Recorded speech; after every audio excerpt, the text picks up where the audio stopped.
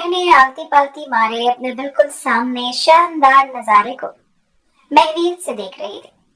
خانہ کعبہ کالے غلاف سے ڈھکا بالکل میرے سامنے تھا۔ میرا دل رب کی محبت سے سرشار تھا، جبکہ لبوں پر لبیک کا ترانہ تھا۔ میرے ارد گرد کون آ جا رہا تھا مجھے کچھ ہوش نہ تھا۔ مجھے پتہ نہیں چل رہا تھا کہ میرے ارد گرد بے پناہ رش تھا۔ مجھے ایسا محسوس ہو رہا تھا جیسے ارد گرد کوئی نہ ہو۔ میں تھی اور میرے سامنے سونے رب کا گھر۔ وہ جگہ بے حد خوبصورت تھی۔ میری آنکھ کھلی تب بھی میرے لبوں پر لبیک کا ورد تھا۔ میں کافی دیر اپنے خواب کے اثر میں کھوئی لیٹی رہی تھی۔ میرا دل چاہ رہا تھا کہ میں آنکھیں بند کروں اور خواب دوبارہ وہیں سے شروع ہو جائے۔ میں نے پاس لیٹی اماں کا شانہ ہلایا تھا۔ اماں، میں نے پھر سے وہی خواب دیکھا جس میں میں خانہ کعبہ کے سامنے بیٹھی خانہ کعبہ کو دیکھ رہی تھی۔ اماں نے ماشاءاللہ کہہ کر مجھے دعا دی تھی کہ اللہ مجھے اور تجھے اپنے در پر بلا لے۔ میں کئی بار خواب میں اپنے آپ کو خانہ کعبہ کے ارد گرد دیکھ چکی تھی، اور یہ خواب مجھے ہمیشہ ہی ایک نئی طرح کی خوشی اور سکون فراہم کرتا تھا۔ اللہ کے نام پر دے دے بابا، میں نے اپنی آواز کو لاغر اور کمزور بناتے ہوئے صدا لگائی تھی۔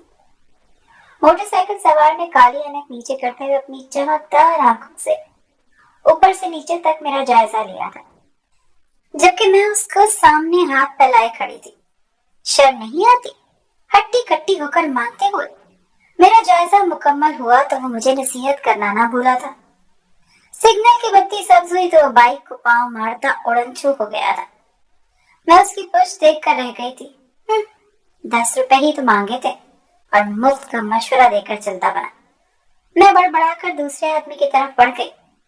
میرا نام میمونہ ہے، سب مجھے منی کہتے ہیں۔ میں نے ایک جھگی میں آنکھ کھولی تھی۔ میں نے آنکھ کھولتے اور ہوش سنبھالنے کے بعد صرف ایک رشتے کو مخلص پایا تھا، اور وہ میری ماں تھی، جبکہ میں نے باقی سب کو دھوکے باز اور مطلبی ہی پایا تھا۔ میری ماں ایک بھکارن تھی۔ میری ماں بھیک مانگنے جاتی تو مجھے بھی اپنے ساتھ لے جاتی تھی۔ میں بہت چھوٹی سی عمر میں بھیک مانگنے کے سارے گر سیکھ چکی تھی۔ میں چھوٹی عمر میں بھیک مانگتی تو میرے زیادہ پیسے اکٹھے ہو جایا کرتے تھے۔ لوگ ترس کھا کر کپڑے، جوتے اور کھانا بھی دے دیا کرتے تھے۔ میں سخت سردی میں ننگے پاؤں بھیک مانگنے جاتی تھی تو لوگ اپنے بچوں کے نئے نکوڑ جوتے لا کر میرے پیروں کے آگے رکھ دیا کرتے تھے۔ مگر بڑے ہونے تک میں نے خوب قد کاٹ نکال لیا تھا۔ میری صورت بھی کافی اجلی تھی، لہٰذا زیادہ تر لوگ مجھے بھیک دینے سے انکار کر دیا کرتے تھے۔ کبھی کبھار تو میرا دل چاہتا تھا کہ میں بھی باقی بھکاریوں کی طرح اپنے چہرے یا ہاتھوں پر زخم لگا لوں تاکہ مجھے بھی زیادہ بھیک مل سکے، پر اس طرح کا 2 نمبر کام کر کے لوگوں کو دھوکہ دینے کی کبھی ہمت ہی نہ کر سکی تھی۔ میں کافی دیر سے سڑک پر بیٹھی ان ننھی بچیوں کو دیکھ رہی تھی جو اپنے باپ کے ساتھ اٹکھیلیاں کرنے میں لگی تھی۔ اٹکھیلیاں کرتے ہوئے ان کا دھیان ہر آنے جانے والے میں اٹکا ہوا تھا۔ وہ بھی میری ہی طرح بیکاری تھی جو اپنے باپ کے ساتھ بیٹھی گزرتے ہوئے لوگوں کو امید بھری نظروں سے دیکھ رہی تھی۔ ان کا باپ دونوں پاؤں سے معذور تھا، تاہم وہ اپنی بچیوں کو چھوٹی چھوٹی شرارتوں کا جواب بے حد پیار سے دے دیا کرتی تھی۔ ان کے پاس جو ان سے تر محبت کی دولت تھی شاید انہیں ابھی اس کا اندازہ بھی نہیں تھا۔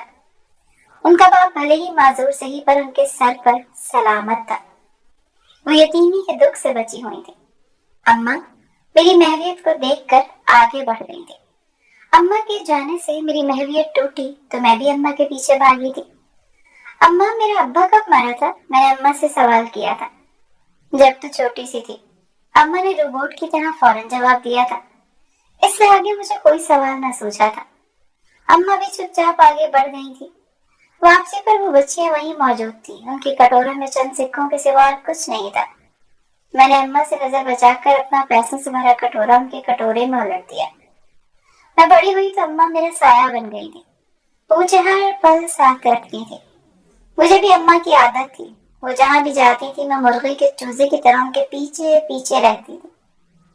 میں 14 برس کی ہوئی تو اماں نے میرے لیے رشتے کی تلاش کر دی۔ اماں نہیں چاہتی تھی کہ میری ساری زندگی بھیک مانگتے ہوئے گزر جائے، بلکہ وہ تو چاہتی تھی کہ کوئی ایسا شریف انسان مل جائے جو بس مجھے 2 وقت کی روٹی عزت سے کھلا سکے۔ پر اماں بھول گئی تھی کہ ایک بھکاری کی بیٹی کو بھکارن ہی بننا ہوتا ہے۔ تیرے لیے ایک رشتہ ہے، अम्मा ने फुटपाथ पर चलते हुए मुझसे कहा था। इर्द गिर्द चलती ट्रैफिक के शोर के सबब मैं अम्मा की बात सुन न सकी थी और चीख कर अम्मा से दोबारा पूछा था, तेरा एक रिश्ता है? आपकी अम्मा ने भी चीख कर कहा। मैंने अब तक अम्मा की मेरी शादी की ख्वाहिश को संजीदगी से नहीं लिया था। अव्वल तो ऐसा मुमकिन नहीं था कि बेकारी के अलावा मुझे किसी और इंसान का रिश्ता मिल सके।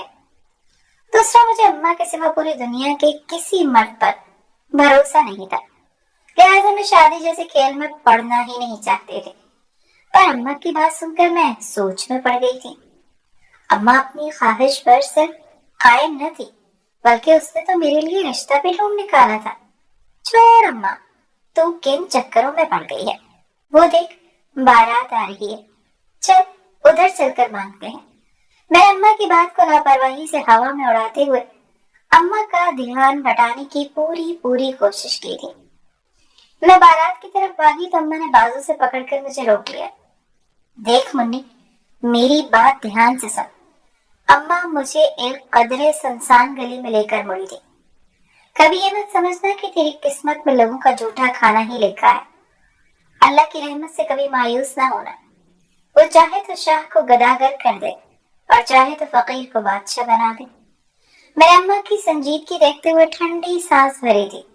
अम्मा ऐसी अक्ल की बातें किया करती थी कि लगता नहीं था कि वो एक फकीर नहीं थी। जब भी झुग्गी के लोग अम्मा का मजाक उड़ाया करते थे।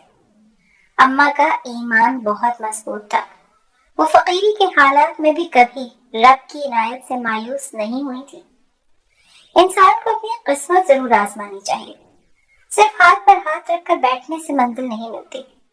मेरे सोने रब ने भी बंदे को कोशिश करने का हुक्म दिया है। मैं अम्मा की आवाज पर अपनी सोच से बाहर निकली थी। देख ले अम्मा, तू कर ले अपनी, मैंने बात खत्म करते हुए कहा था।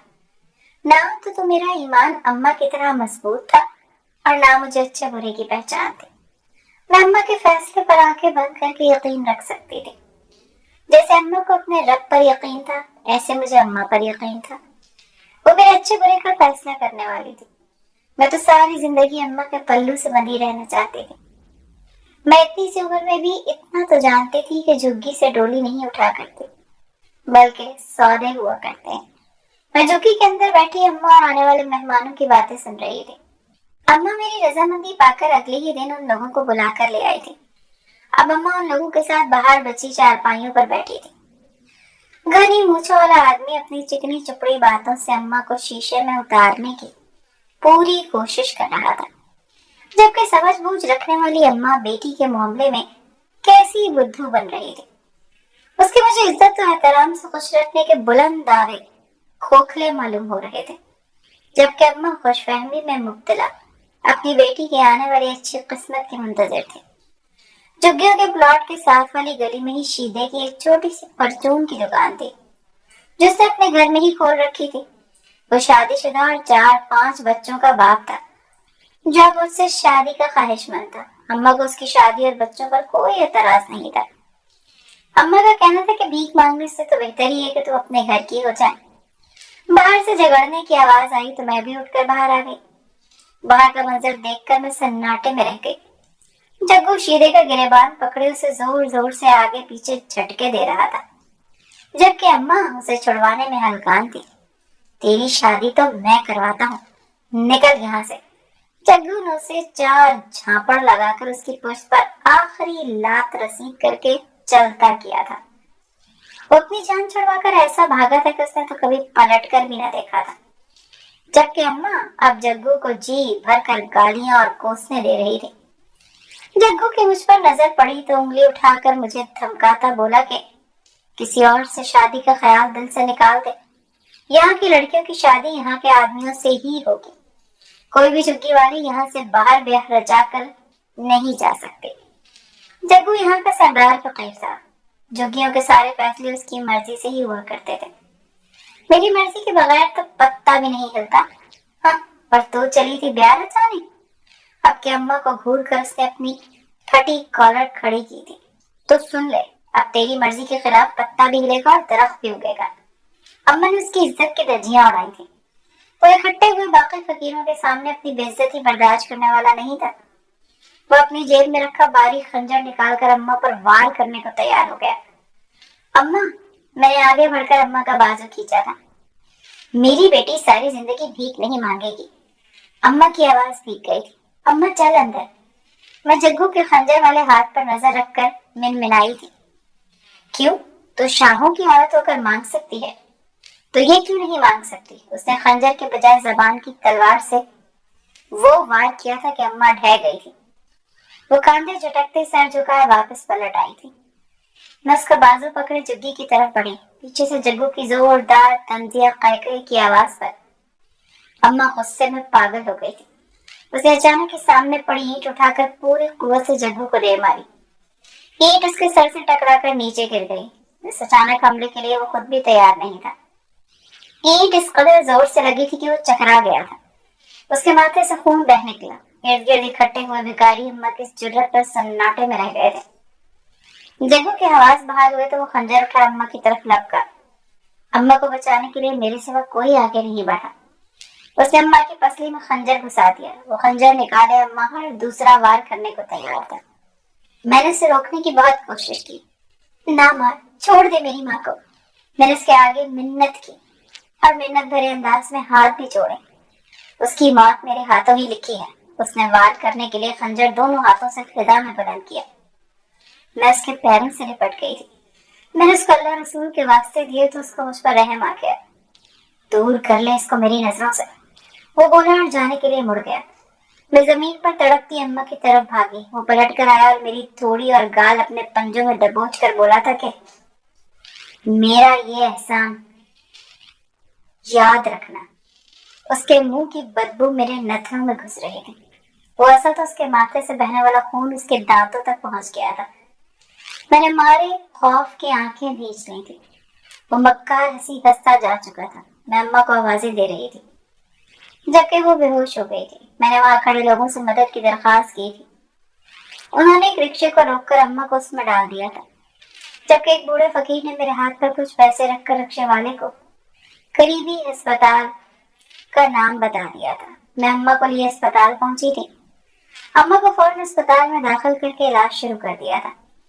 अम्मा का जख्म काफी गहरा था, लिहाजा अम्मा का इलाज काफी अरसे जारी रहा। सरकारी अस्पताल में वैसे तो सब कुछ मुफ्त था, पर अम्मा की दवाई के लिए पैसे चाहिए थे। मैं अस्पताल के अंदर और आसपास के इलाके में जाकर भीख मांग लाती।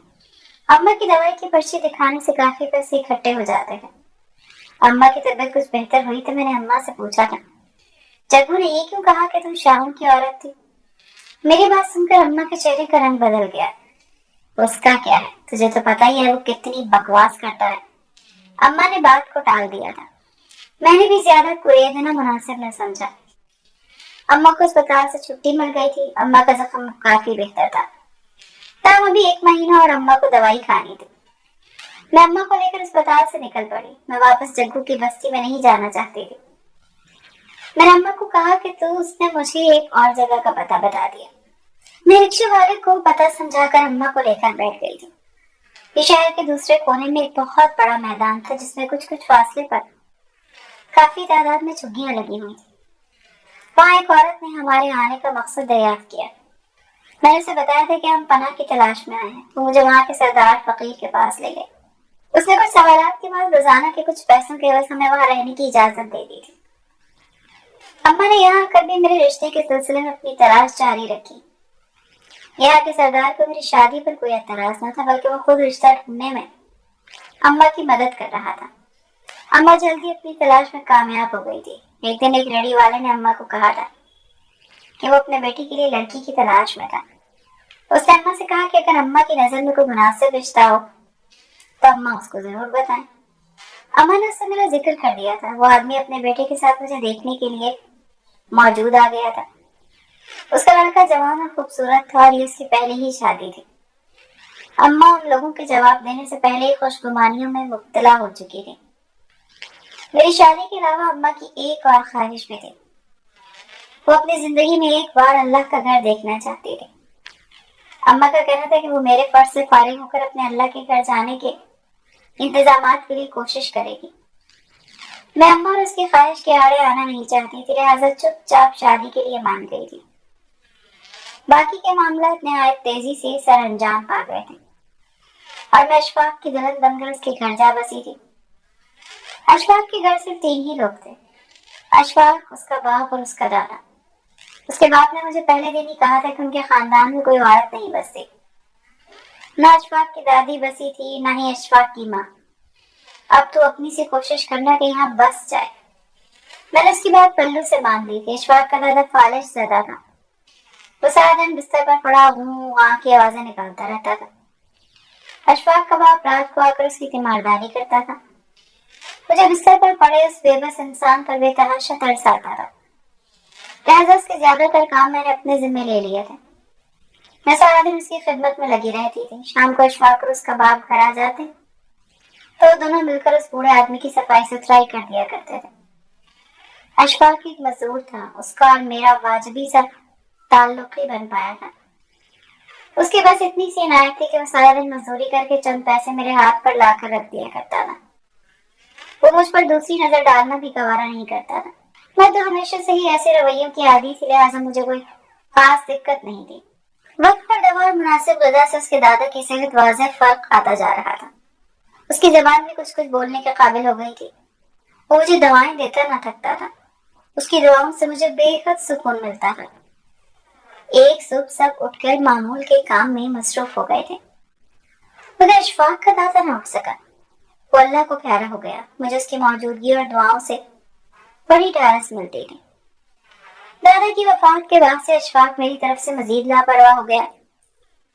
پہلے تو وہ دادا کے کھانے پینے کے بہانے کچھ دال سبزی لے آیا کرتے تھے، اور اب تو وہ گھر بھی بمشکل آتا تھا۔ اس کا ابا بھی صبح کا گیا رات کو ہی لوٹتا تھا۔ ایک دن اشفاق نے خاموشی سے مجھے طلاق دے کر چلتا کیا۔ اس کے باپ نے مجھے تو بسنے کی کوشش کرنے کی نصیحت کر دی، مگر شاید اپنے بیٹے کو نہ کر پایا تھا۔ اس کو کوئی کوٹھے والی پسند تھی، وہ اس سے شادی کی کوششوں میں تھا، مگر وہ مان کر نہیں دے رہی تھی۔ اب جب کہ وہ مانی تو اس نے پہلی بیوی کو طلاق دینے کی شرط رکھ دی تھی، اور مجھ میں تو نہ چمک دھمک تھی، نہ نخرا اور نہ ادا۔ اشفاق کے لیے مجھے طلاق دے کر ایک چمک چھلو کو بسانا زیادہ آسان ثابت ہوا، اور یوں میں شادی کے 2 سالوں بعد ہی طلاق لے کر دوبارہ سے جھگی میں فقیرنی بن کر آ گئی تھی۔ میں خالی دامن جھگی سے گئی تھی اور اسی خالی دامن پر طلاق کا داغ لے کر واپس آ گئی تھی۔ مجھے اشفاق سے طلاق کا کوئی زیادہ غم نہیں تھا، کیونکہ ان 2 سالوں میں میری اس سے انسیت نہ ہونے کے برابر ہی تھی۔ میں تو بس اماں کا وہ خواب ٹوٹنے پر دکھی تھی جس میں وہ مجھے بستے ہوئے دیکھتی تھی۔ میں نے دوبارہ سے بھیک مانگنا شروع کر دی۔ اماں اب اکثر بیمار رہنے لگی۔ اس کی پسلی کا زخم اوپر سے تو بھر گیا تھا، مگر اندر سے ابھی بھی ہرا اور تکلیف دہ تھا۔ اماں کے کہنے پر میں نے اپنی قسمت آزما لی تھی۔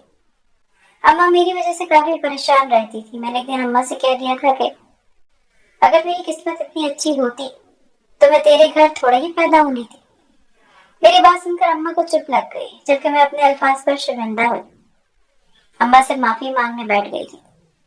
ایک دن سنگر پر بھیک مانگتے ہوئے جگو مجھ سے آ ٹکرایا۔ میں نے اسے دیکھ کر اپنا منہ چھپانے کی پوری کوشش کی، مگر وہ مجھے دیکھ چکا تھا۔ وہ اپنا گریبان کھولے خبیث صورت بنائے میرے برابر آ کھڑا ہوا۔ تو اور تیری ماں کہاں جا کر چھپ گئے تھے؟ وہ اپنا پیٹ کھجاتے ہوئے بولا۔ میں ڈر کے مارے کانپ رہی تھی۔ وہ بھی میری گھبراہٹ جانچ لیا تھا، اس سے کھل کر کہکا لگایا تھا۔ تجھے مجھ سے ڈرنے کی ضرورت نہیں ہے، اب کہ وہ بڑے پیار سے بولا تھا۔ میں نے ایک قدم اٹھایا اور دوڑ لگا دی۔ وہ میرے پیچھے اچانک دوڑ لگا دینے پر حیران تھا۔ میں نے سڑک پار کر کے اسے مڑ کر دیکھا تھا، وہ حیران نظروں سے مجھے تک رہا تھا۔ میں نے اگلی گلی کی طرف دوڑ لگا دی تھی۔ میں گلیوں سے ہوتے ہوئے وہاں سے کافی دور نکل گئی تھی۔ جگو کہیں بہت پیچھے رہ گیا تھا۔ میں نہیں چاہتی تھی کہ اسے ہماری نئی رہائش کے بارے میں کچھ بھی اندازہ ہو پائے۔ گھر پہنچ کر میں نے اماں کو جگو کے بارے میں بتا دیا۔ اماں بھی اس بارے میں سن کر پریشان ہو گئی تھی۔ وقت کے ساتھ ساتھ اماں کی طبیعت خراب ہوتی جا رہی تھی۔ اماں کی بگڑتی حالت پر میں ہلکان تھی۔ پوری دنیا میں ایک محض اماں ہی تو میری تھی۔ یارا تو وہ مجھ سے مت چھیننا۔ میرے لبوں پہ ہر وقت اماں کی سلامتی کی دعائیں رکھتی تھی، مگر اماں کی حالت نہ سنبھلی تھی، اور ایک دن اماں اللہ کے گھر جانے کی خواہش لیے خود ہی اللہ کے پاس پہنچ گئی تھی۔ مرنے سے پہلے اماں نے اپنے نیفے سے لٹکی ایک تھیلی میرے حوالے کی تھی. اسے کھول کر اس کو کنگال لینا اور زندگی میں ایک بار اس میں موجود پتے پر ضرور چلی جانا. تیرے لیے فقیروں والی زندگی کا انتخاب کرنے کی ذمہ دار میں تھی, اسی لیے ہو سکے تو مجھے معاف کر دینا. اماں نے میرے سامنے ہاتھ جوڑے تو میں نے اس کے دونوں ہاتھ تھام کر چوم لیے تھے. کیسی باتیں کر رہی ہے اماں, یہ سب تو میری قسمت میں لکھا تھا, تو کیوں خود کو قصوروار ٹھہراتی ہے؟ قسمت سے تو کوئی نہیں لڑ سکتا, مجھے اب تک کی زندگی سے کوئی شکوہ نہیں, کیونکہ تو میرے ساتھ تھی. میری تسلی بھرے الفاظ سن کر اماں کے لبوں پر ہلکی سی مسکراہٹ ابھری تھی, اور اسی مسکراہٹ کے ساتھ اماں کی آنکھوں کی پتلیاں ساکت ہو گئی تھی. میں نے اماں کی آنکھیں بند کر کے خود بھی زور سے آنکھیں بھیج لی تھی. اماں کے بغیر اکیلے زندگی گزارنا بے حد مشکل تھا. میں ہمیشہ سے ہی اماں کے کاندھے سے لگی رہی تھی. اماں کے بغیر جی لگانا مشکل تھا. ایک دن جھگیوں میں واقعے کا ایک آدمی آیا. وہ سب بیکاریوں کے اعداد و شمار اکٹھے کر رہا تھا. گداگروں میں شور مچ رہا تھا کہ اس رمضان سب بیکاری سعودی عرب جائیں گے. اماں کی اللہ کے گھر کو دیکھنے کی خواہش اب میری بھی خواہش بن چکی تھی. اماں سے اتنی بار سونے رب کے گھر کے چرچے سنے تھے کہ اب دل کرتا تھا کہ بس اڑ کر پہنچ جاؤں وہاں. سعودی عرب جانے کا سن کر میں بھی بھاگی بھاگی وہاں چلی گئی تھی جہاں وہ لوگ اعداد و شمار اکٹھے کر رہے تھے. میں نے بھی اپنا نام لکھوایا اور اس کی بنائی کردہ فہرست میں لکھوا دیا. میں دل میں دعائیں کرنے لگی تھی کہ اللہ مجھے بھی اپنا گھر دکھا دے, لیکن اس کی اگلی بات نے میرے ہوش اڑا دیے. جب وہ کہنے لگا کہ بیکاری عمرہ کرنے نہیں بلکہ وہاں بھیک مانگنے جائیں گے, لیکن ایئرپورٹ حکام نے اس بارے میں ان کو پتہ نہ چلے. میں رب سونے کی سزا پر بھی راضی تھی. اس سرزمین میں رب سونے کا گھر ہے, اس کی مٹی کو ہی چوم لوں گی. ویسے بھی اب بیکاریوں کی اتنی اوقات کہاں تھی کہ عمرہ کرنے کا سوچیں بھی. سعودی عرب جانے کے لیے کچھ بیکاری چن لیے گئے تھے اور ان لوگوں کی بنائی گئی لسٹ میں میرا بھی نام تھا.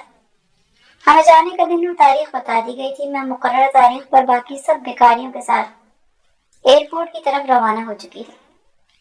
جیسے ہی سارے گداگروں کا گروپ ایئرپورٹ پہنچا تو فوراً پولیس نے پہچان لیا. انہوں نے ہمارے کاغذات مانگے جبکہ ہم ایک دوسرے کا منہ دیکھ رہے تھے. ہمیں سعودی لے جانے والا آدمی فرار ہو چکا تھا. ایئرپورٹ حکام نے فوراً پولیس کو بلا لیا تھا. انہوں نے صرف مجھے چھوڑ کر باقی سارے بھکاریوں کو گرفتار کر لیا. پولیس سب بھکاریوں کو ایئرپورٹ سے باہر لے گئی تھی. میں حیران پریشان اپنے ساتھیوں کو ایئرپورٹ سے باہر جاتے دیکھ رہی تھی. مجھے تو کچھ سمجھ نہیں آ رہی تھی کہ وہ لوگ مجھے کیوں چھوڑ گئے تھے.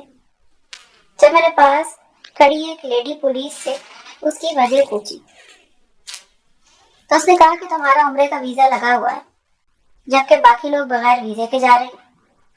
یہ سن کر تو میرے آسان خطا ہو گئے, کیونکہ اللہ کے گھر حاضری دینا میری زندگی کی سب سے بڑی خواہش بن چکی تھی. بلکہ یہ کہنا زیادہ مناسب ہوگا کہ یہ میری زندگی کی پہلی اور آخری خواہش تھی. تمام گداگروں نے ویزے کے لیے درخواست دی تھی مگر ویزا صرف میرا ہی لگا تھا. مافیا کے آدمی نے کہا تھا کہ ہم لوگ یہاں سے عمرے کے ویزے پر ہی جائیں گے جبکہ وہاں جا کر بھیک مانگیں گے. اب وہ آدمی یہاں سے غائب تھا. اس کا مطلب تھا کہ میں وہاں جا کر اللہ کے گھر پر حاضری دے سکتی تھی اور میں لوگوں سے بھیک مانگنے کی بجائے اللہ سے ہی بھیک مانگ لوں گی. میں دل ہی دل میں بے انتہا خوش تھی. میں عمرے کے لیے مکہ کی سرزمین پر قدم رکھ چکی تھی. میں نے زمین پر قدم رکھنے کے ساتھ ہی اپنی پیشانی زمین پر ٹکا دی تھی. میں نے اپنے رب کے گھر کی زمین کو چوم لیا تھا. مجھے لگ رہا تھا کہ میں کوئی خواب دیکھ رہی تھی. مجھے ہر پل محسوس ہو رہا تھا کہ اماں میرے ساتھ ہے اور میرا ہاتھ ایسے ہی مضبوطی سے پکڑے پھر رہی تھی جیسے وہ سگنل پر ٹریفک رکنے پر میرا ہاتھ مضبوطی سے پکڑ لیا کرتی تھی.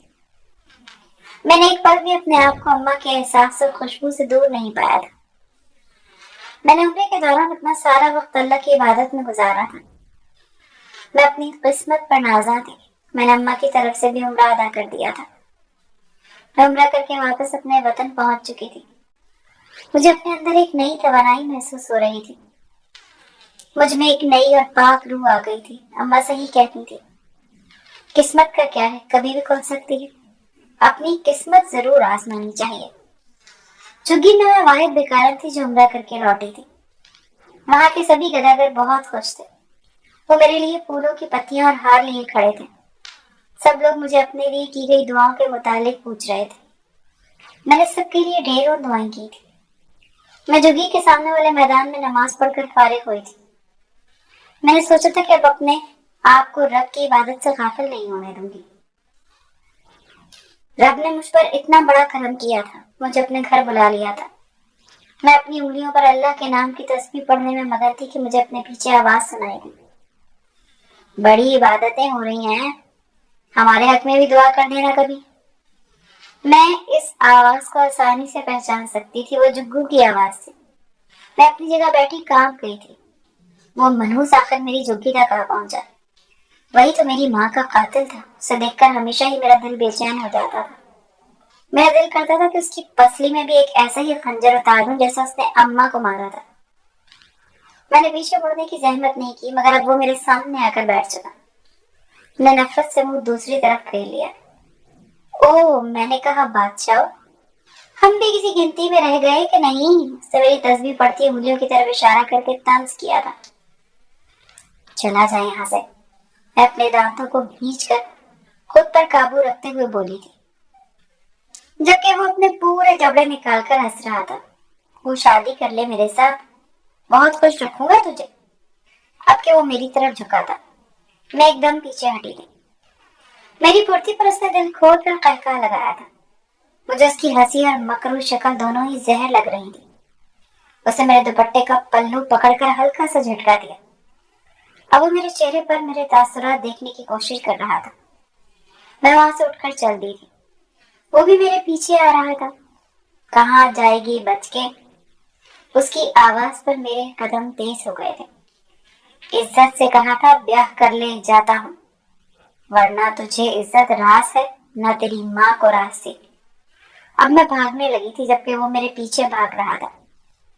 मैं गली से निकलकर सड़क पर पहुंच गई थी। मैं पीछे मुड़कर देखती हुई ऐन सड़क के बीच में आ गई थी और सामने से आती गाड़ी को न देख पाई थी। ड्राइवर भी अपनी मस्ती में जा रहा था। उसने मुझे ऐन सड़क पर रुकते देखकर पूरी कुव्वत से ब्रेक लगाई थी। गाड़ी ऐन मेरे पांव के करीब पहुंचकर रुकी थी। जग्गू पीछे गली में ही खड़ा था। ड्राइवर कोई ज्यादा उम्र का शख्स नहीं था। आप ठीक है? वो मुझसे पूछ रहा था। मैंने मुड़कर पीछे देखा था। जग्गू अभी भी वहीं मौजूद था। वो माचिस की तीली अपने दांतों में मारता मेरी तरफ ही मुतवज्जे था। वो शख्स गालिबन सूरत हाल को पहचान गया था। आइए, मैं आपको छोड़ देता हूँ, आइए आइए। वो मुझे लिए अपनी गाड़ी की तरफ बढ़ा था। मैं जग्गू को देखती उसकी बड़ी सी गाड़ी में बैठ गई थी, जबकि जग्गू की आंखें हैरत से फैल गई थी। मुझे गाड़ी में बिठाकर वो आदमी खुद अपनी सीट की तरफ बढ़ गया। जग्गू की आंखों में अब गुस्सा भर गया था, मगर वो बेबस खड़ा था। उसने मुक्का बनाकर सामने दीवार पर दे मारा। गाड़ी स्टार्ट हो गई थी। मैं उससे बचकर निकलने ही लग गई थी, मगर मुझे कहाँ जाना था मुझे तो कुछ पता ही नहीं था। अगर मैं वापस झुग्गियों में जाऊंगी तो वहां वो जरूर आएगा। कहाँ छोड़ दूं मैं आपको?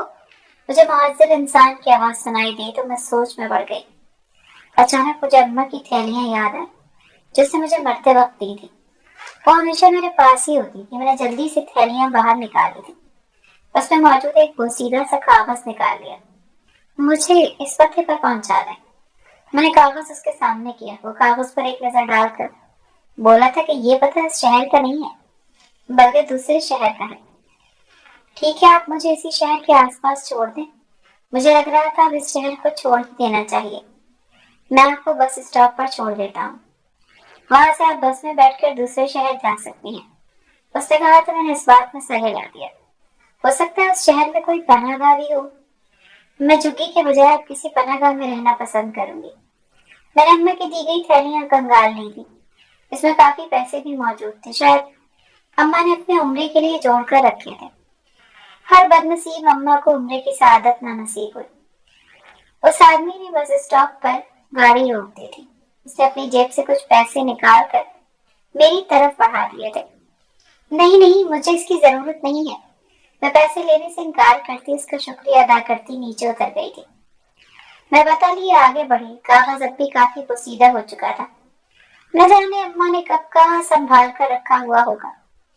अम्मा की आखिरी वसीयत थी कि मैं इस पते पर एक बार लाजमी जाऊं। न जाने अम्मा की क्या राज था जो वो मरने के बाद भी मुझ पर आश्कार करना चाहती थी। मैं दूसरे शहर में उतरी और ढूंढती ढूंढती उस पते पर पहुंच गई थी। वो किसी मोहल्ले में एक छोटा सा घर था। दरवाजा एक बूढ़ी औरत ने खोला जो अम्मा से काफी मुशाबहत रखती थी। वो मुझे देखकर चौंक गई थी। मैं दिखने में हूबहू अम्मा जैसी ही थी। लोग मुझे देखते ही पहचान लेते थे कि मैं अम्मा की ही बेटी हूँ। उस औरत ने आंखों को सुखेड़ कर मजीद गौर से मुझे देखा था। मुझे लगा था वो मुझे पहचान गई है। कौन हो तुम? फिर भी उसने मुझसे पूछा। मैं? मुझे कोई जवाब न सूझा कि मैं कौन हूँ। मैं नूरी की लड़की हूँ, मैंने अटक अटक कर कहा। कौन नूरी? वो बोली थी। वो एक बेकारन नूरी थी। अब की वो जरा हैरान हुई। बेकारन? उसने हैरत से बेकारन का लफ्ज दोहराया था। तुम्हारी शक्ल तो नूर बानो से मिलती है। तुम अंदर आ जाओ। वो मुझे लिए अंदर बढ़ी थी। छोटा घर नहायत सलीके से सजाया गया था। उसने मुझे सामने सोफे पर बैठने का इशारा किया। मैं सोफे के सामने जमीन पर टिक गई थी। अरे ऊपर बैठो। मुझे जमीन पर बैठा देखकर हैरान हुई। नहीं जी, मैं ठीक हूँ। आपका सोफा गंदा हो जाएगा। मैं खिसियानी सी होकर बोली थी। आपकी बार उसने मुझे बाजू से पकड़कर उठाया और सोफे पर बैठाया। तुम्हारा नाम क्या है? उसने पूछा था। मुन्नी। मेरा मतलब है मैमूना। मेरा नाम सुनकर उसने एक ठंडी सांस भरी। नूर बानो को मैमूना नाम बहुत पसंद था। वो कहती थी कि उसकी बेटी होगी तो वो उसका नाम मैमूना ही रखेगी। आप कौन हो? आपकी मैंने भी सवाल करने की जरूरत की। मैं उस बदनसीब की बहन हूँ, तुम्हारी खाला हूँ। उसके अल्फाज मेरे इर्द गिर्द हलचल मचा गए थे। मैंने तो कभी सोचा भी नहीं था कि अम्मा के अलावा हमारा कोई और रिश्तेदार भी मौजूद था। मेरे मुंह से अल्फाज ही अदा न हो पा रहे थे। मैं चुपचाप सामने बैठी अपनी खाला को तक रही थी, जैसे मेरे सामने कोई खलाई मखलूक बैठी हुई। तुम बैठो, मैं तुम्हारे लिए कुछ खाने को लेकर आती हूँ। वो भी काफी देर बाद बोलने की हिम्मत कर पाई। वो कुछ ही देर में मेरे लिए चाय के साथ खाने पीने के कुछ लवाजमात लेकर आई, जबकि मेरा दिल किसी भी चीज को हाथ लगाने को भी नहीं किया था। ये जिंदगी में पहला मौका था जब मेरे सामने अनवाह अक़साम की चीजें निहायत इज्जत से रखी गई थी, जबकि मुझे इनमें से कुछ भी खाने का मन नहीं था। नूर बानो शौकत मेरी बड़ी बहन थी। उसने अम्मा का पूरा नाम लिया था। मैं अम्मा का पूरा नाम सुनकर हैरान थी। अम्मा तो नूरी भिकारन थी। मुझे लग रहा था वो औरत अम्मा का नहीं बल्कि किसी और का जिक्र कर रही थी।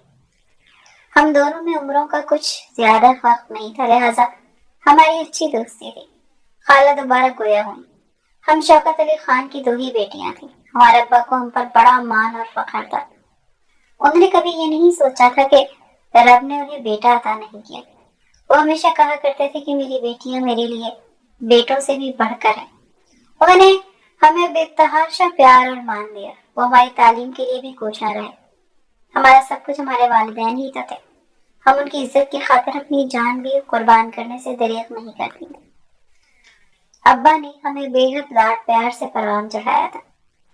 अम्मा अब्बा निहायत सादा से थे, मगर खानदानी लोग थे जो अपनी इज्जत और अना को अपनी जान से भी ज्यादा अजीज रखते थे। हमारे दुश्मन और घर को तबाही के दहाने पर पहुंचाने वाली कोई गैर नहीं, बल्कि हमारी ही सगी चच्ची थी।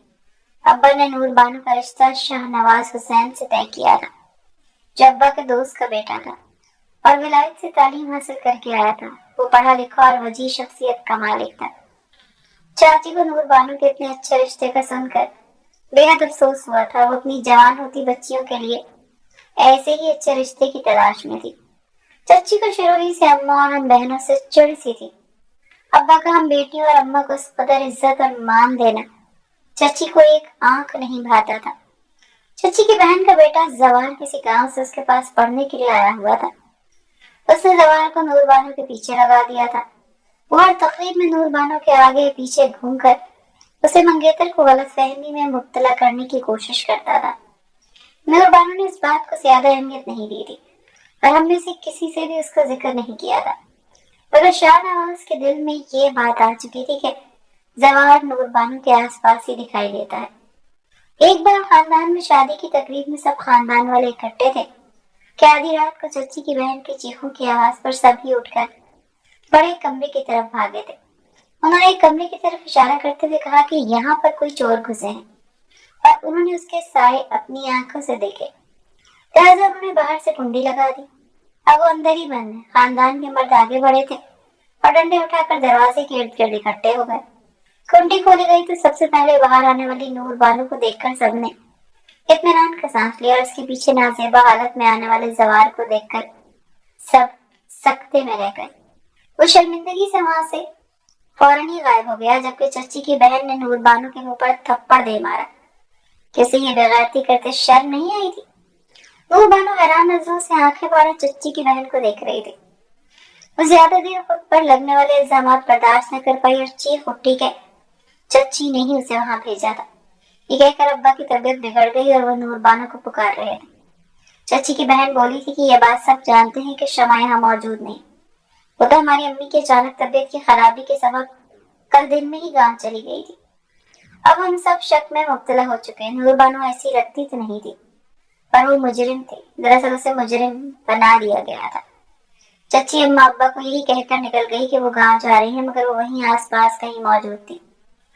और जब सब सो गए थे तब घर में दाखिल होकर नूर बानो के पास पहुंच गई। ऐसा उसने इसलिए किया था कि उसका नाम ना आए, और अगर नूर बानो उसका नाम ले भी तो उसके पास कोई सबूत ना हो। जबकि चच्ची के हाथ में सबूत और गवाह ख्वाह अम्मा अब्बा ही थे। बाकी का मंसूबा चच्ची की बहन ने उसकी गैर मौजूदगी में संभाल लिया था। यूं नूर बानो बिना कसूर के ही मुजरिम ठहराई गई। अब्बा की इज्जत पर खानदान के सामने नीलाम हो गई थी। अब्बा ने उसे मुंह मोड़ लिया था। शाहनवाज मंगनी की अंगूठी अपनी माँ के हाथ में रखकर विलायत चला गया। अम्मा ने चच्ची के सामने हाथ जोड़कर इल्तिजा की कि नूर बानो को ब्याह कर ले जाए, जबकि जवान ने नूर बानो से शादी से इनकार कर दिया। उसका कहना था कि मैं इस घरौने मंसूबे में तो आपका साथ दे दिया, मगर मैं भी शादी करना ही नहीं चाहता। वो भी शाहनवाज की तरह विलायत में पढ़ना चाहता था, और यूं नूर बानो की शादी राह चलते किसी शख्स से कर दी गई। वो शायद अब्बा के दफ्तर में काम करने वाला कोई चपड़ासी था, जो पहले से शादीशुदा था। ताहम वो खुशी खुशी नूर बानो को ब्याह कर ले गया।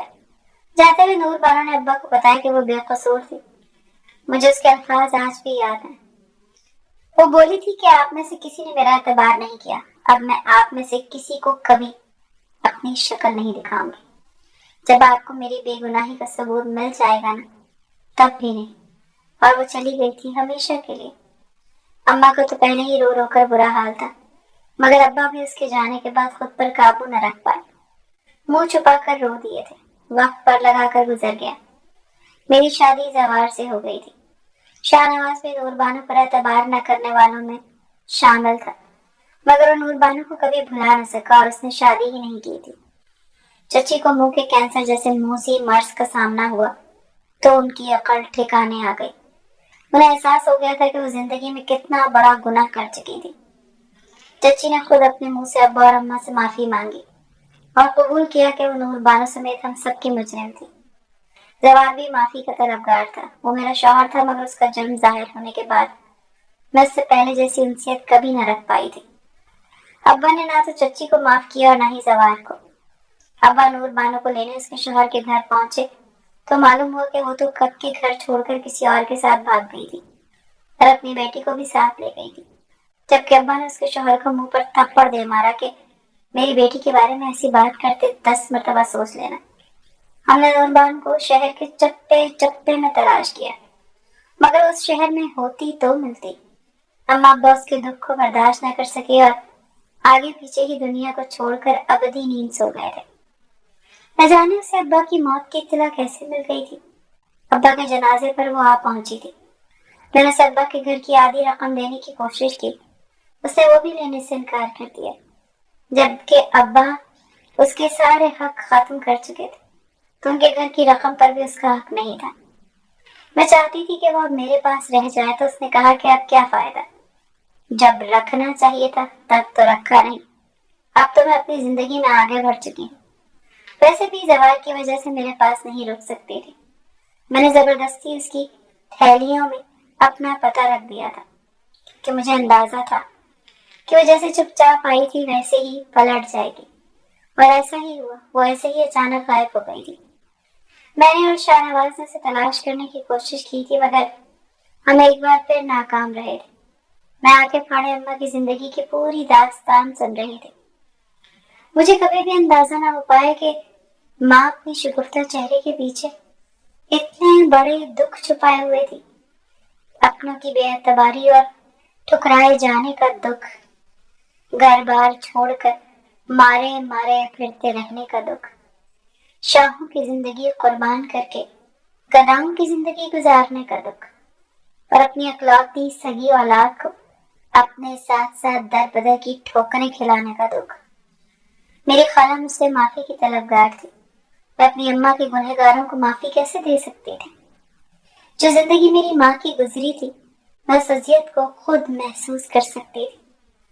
میں نے تو شروع ہی سے گداگری میں ہوش سنبھالا تھا، مجھے اس زندگی ہی کی عادت تھی، مگر اماں نے تو اچھی زندگی گزاری تھی، اسے جھگی میں رہنا کس قدر مشکل لگتا ہوگا، اس نے کس قدر اذیت سہی ہوگی۔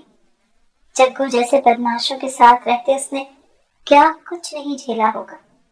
اپنی ماں کی اذیت کا سوچ کر میری آنکھوں سے آنسو بہ نکلے تھے۔ میرے پاس خالہ کی معافی کے تبادلے میں ادا کرنے کو الفاظ ہی نہیں تھے۔ میری خالہ کی کوئی اولاد نہیں تھی، وہ چاہتی تھی کہ ان کے اماں ابا کا گھر میرے نام کر دیا جائے۔ جو گھر میری ماں نے لینے سے انکار کر دیا تھا وہ میں کیسے لے سکتی تھی؟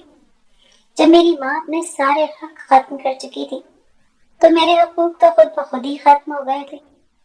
خالہ چاہتی تھی کہ میں اس کے پاس رہوں اور اب کہیں نہ جاؤں۔ اماں نے بھی مجھے کچھ سوچ کر یہاں آنے کا کہا تھا۔ شاید اماں بھی یہی چاہتی تھی کہ میں اپنی باقی کی زندگی یہاں گزار لوں۔ میں نے اماں کے ابا کے گھر کو بے سہارا عورتوں کے لیے پناہ گاہ بنا دیا تھا۔ میں نے پناہ گاہ نام اماں کے نام پر رکھا تھا۔ خالہ بھی کچھ عرصے میں پناہ گاہ میں آ گئی تھی۔ اس نے اپنے مکان بیچ کر رقم پناہ گاہ کے لیے عطیہ کر دی تھی۔